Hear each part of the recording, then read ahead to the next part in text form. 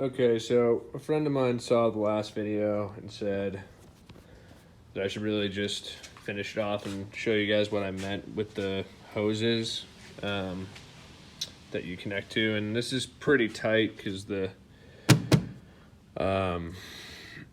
air filter is still in here. You'll take that out before you do any of this other stuff. But basically, here's what I was referring to. This is the, I guess, the left side of the truck, and this is that the line. I guess I should come over here first. So down here, you can kind of see it. Long story short, on the right side, there's the transmission fluid line that comes in to the stock transmission cooler. And then it comes out over here on the left side. So this is what I was talking about. You would replace with one of the nozzles that came with the kit, and then you'd put your rubber hose onto that to go into your new transmission cooler. But that piece that they give you to go into here doesn't fit. And like I said, I feel like I went to every store I could think of and couldn't find one that did fit. So what I ended up doing, and again, it's kind of hard to see because the air filter and stuff, but this is the piece you take out and you end up cutting this pipe, and then you stick your rubber hose onto that. So you might, I don't know, you might be able to see.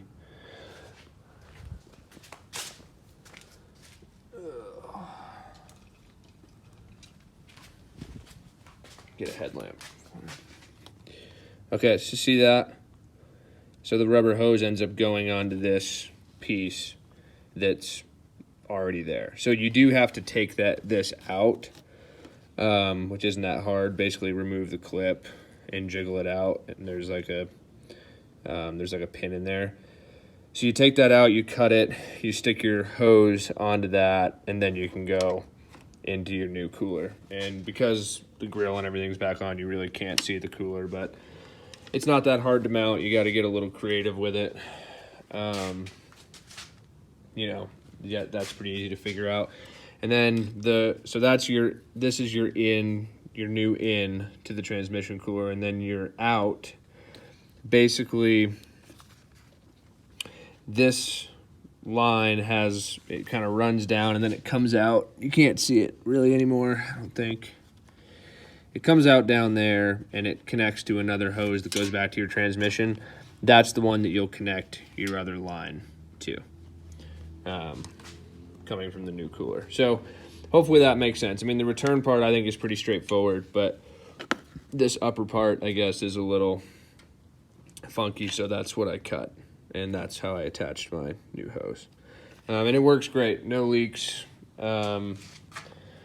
You'll probably lose a little bit of transmission fluid when you're like disconnecting this and the lower one when you go do the thermostat delete. So just the way it works, that's your transmission fluid right there. So, pull that out, look at the stick, see if you're low after you're done with everything. If you are, just top it off. Super easy, you can just pour it right in there. But yeah, it really does work. I mean, if you tow a lot and your truck's getting higher miles, like this one's a little older, these transmissions just run super hot. Like if you keep an eye on your transmission fluid, you'll see, well over 180 pretty consistently. And then if you're like towing or it's hot out, you'll see it go up into the 200s, and that's just not good. So it's a good upgrade. I recommend it. If you want to avoid doing all this cutting and BS, just buy the Mishimoto. So anyway, that's it.